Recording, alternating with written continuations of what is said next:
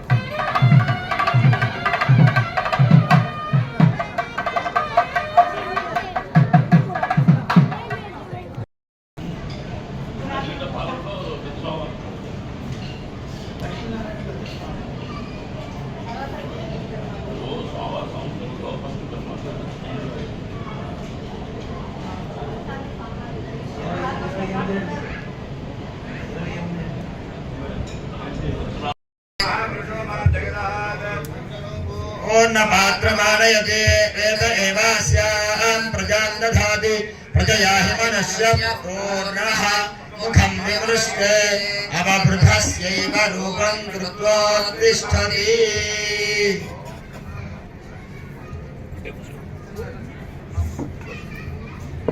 मानसेभ्यः ऊर्ध्वं विगातु भेषजम्